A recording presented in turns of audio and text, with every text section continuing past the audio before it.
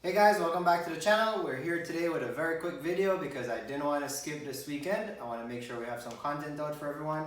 So today we are back on our 2GR FE. We're getting close, and I promise you this week we're doing some 2GR content. Next week I'm going to try to change it up so we give you something a little bit different. Still going to be MR2 stuff, but not 2GR because we want to break it up so not everybody is into 2GR. Maybe you're just into MR2s in general and you really don't care about MR2s. Meaning MR2 2GR swap. So we're gonna give you some additional content so you can keep engaged and we can get those subscriptions past 1,000 because we're almost there. Anyways, what we have planned for today is on this 2GR, most of you who are been doing your research or trying to figure out how to do swap, you know the transmission will bolt up to this engine, meaning the E153 or the S54 transmission. That's a stock transmission in the MR2. It will bolt up to a 2GR FE engine. However, there are some modifications that are required. Now, one of them in particular is if you look right here, and I'll bring you guys closer in. If you look right here at the top of the engine, so right along the V, a good way to kind of figure out where we're going to head is there's a dowel pin here, then 1, 2, 3, and basically the hole that's closest to this little cutout right here. And I have a red mark here as well. We have to put a thread into it. As you can see, if I just push this bolt in, it's not threaded, right? Unlike the one here, it's actually threaded, so you can get a bolt in. And it's gonna take me forever. There you go. You can thread that one in, but this one you can't. So we're gonna have to tap that, get it threaded, because this will be one of, from what I understand, 3 mounting points for the transmission on this engine. There's some additional modifications we have to do, which is like cutting off some of these lobes on the side, notching an area over here. But we're not going to get into that today because I would like to do that when I have the engine on engine hoist and we can kind of just play around and fit the transmission at the same time. But to kind of get things moving along, I'm going to try to tap this today and let me show you guys what I have to do that. I didn't go any crazy expensive kit because I'm hoping they're all built the same. They're probably not, but anyways, this one is M12 by 1.25. It's basically a Helicoil kit, and we're gonna open it up.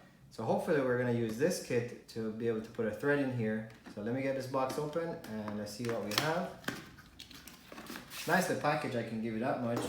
It comes with some directions, which I read already, and we're gonna go through the process here. But essentially, what this kit is, as I mentioned, M12 by 1.25, which is what these bolts are. So these, we're trying to get the same thread across for everything. And as you can see, this is, it fits in the hole, but you know, based on, I guess, and again, I really don't know because I never tapped a hole before. This is the first time I'm doing it, but I think this hole is probably too small to be able to just tap out and basically get this helicoil in without drilling. So we have a drill bit here. This is our tap. Then we have the tool to apply the helicoil, and then this little one breaks this little tab right here on the back. So that's what we're going to be doing today. But this is our kit, and I'm hoping that this goes well. I've never done this before, so obviously it's a little bit nerve-wracking. I don't want to mess it up. I was concerned because just looking at the bolt here, get this bolt out. I thought you would thread this in and it would just be nice and snug, but as you guys can see, it moves in there freely. So what I'm hoping is that once I tap this and put it in, it kind of compresses, and that's where that threading comes in, and it's going to work fine. But there's only one way to find out. We're going to have to do it. So let's just start doing it right now.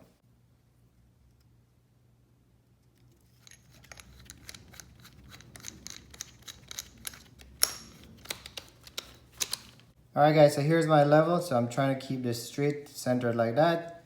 So I'm hoping that that will get me to make a straight hole in. So that's my plan, and that's what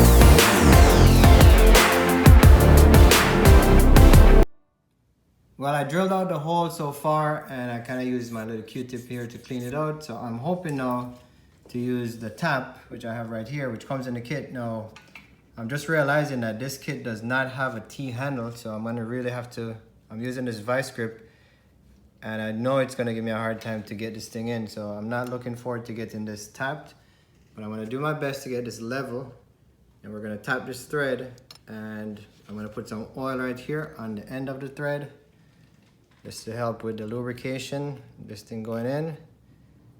And again, just hoping for the best right now that I don't cross thread this thing, but should be a simple job, but everything in life, it's always simple if you've done it before. So we're gonna move on to getting this tapped out.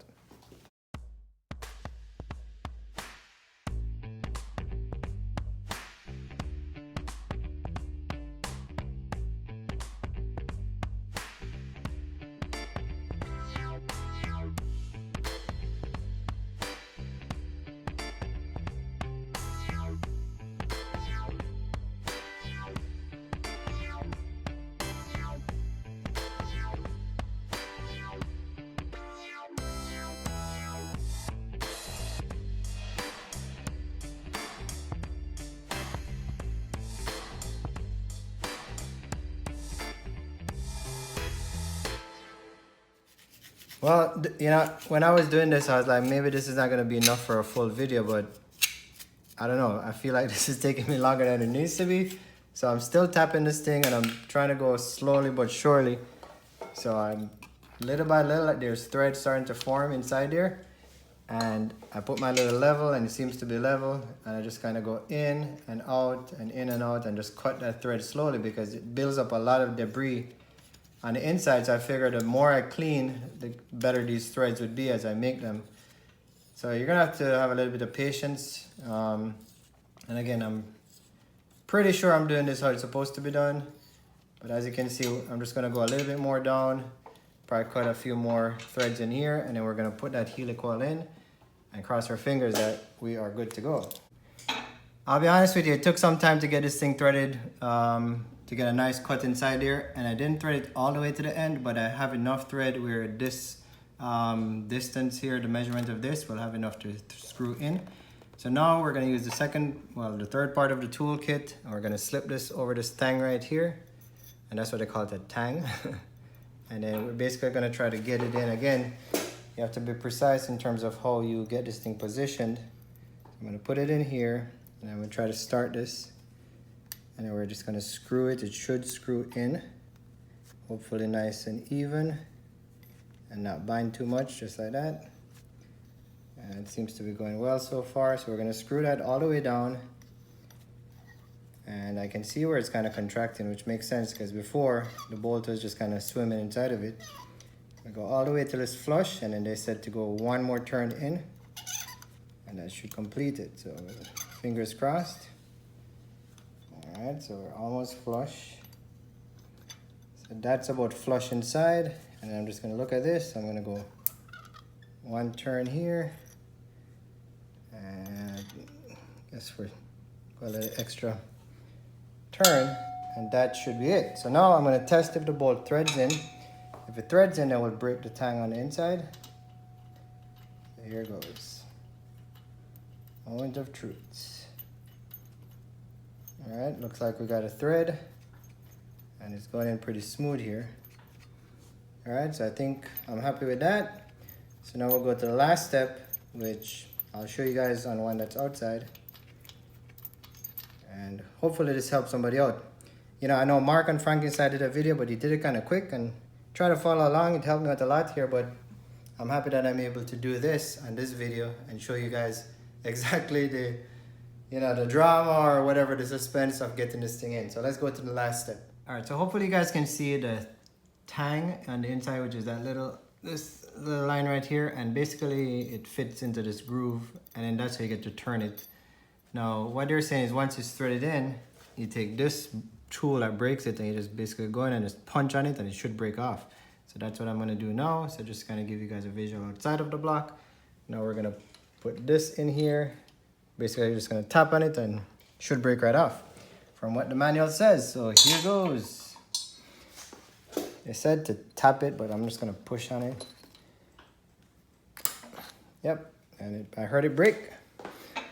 So we're looking inside, it's broken off. There you go. I can see it, so now I'm just gonna try to use some tweezers and pop it out, and we're threaded. All right, there it is. A little piece that's out. Now we're gonna try our bolt, and it should go all the way in. So now this is the real test to see, will this work to bolt our transmission in? And it's moving nice and smooth. Now it's kind of tight here, but there you go. I think that should be fine. All right, I'm gonna get a wrench and put some. All right, guys, so we've come to the end, and I know it's we're supposed to, hopefully it's a short video. I don't even know how many minutes we've been at this. I've been in it for a little bit, but that's how you would tap for the 2GR. You can get one of these inexpensive kits, and with a little patience, you gotta take it slow, because in my opinion, if you go too fast, you could ruin it. But you drill it out, you tap it out, you use this to get the helicoil in, and then this punch to break the tang that's on the inside. And there you have it, you know, a nice M12. So it's M12 by 1.25 bolt that now you can have in place to secure your transmission. We still have to, you know, clear in some areas on the block, but like I said, I want to get the engine off of the stand on the hoist, so that way we can test with the transmission and just kind of knock it out one go. But that's where we are. So next week we're going to try to do something a little bit different from the 2GR. I did get word the wire harness, it's on its way or right about done. So from there we should be able to move along pretty quickly, and hopefully the rest of the parts that are back ordered will get, you know, delivered, and we can move ahead and just get this in the car. But thank you guys for watching. I really appreciate everyone. We're almost at 1,000 subscribers. All thanks to you guys, and we'll see you guys on the next one. See you soon.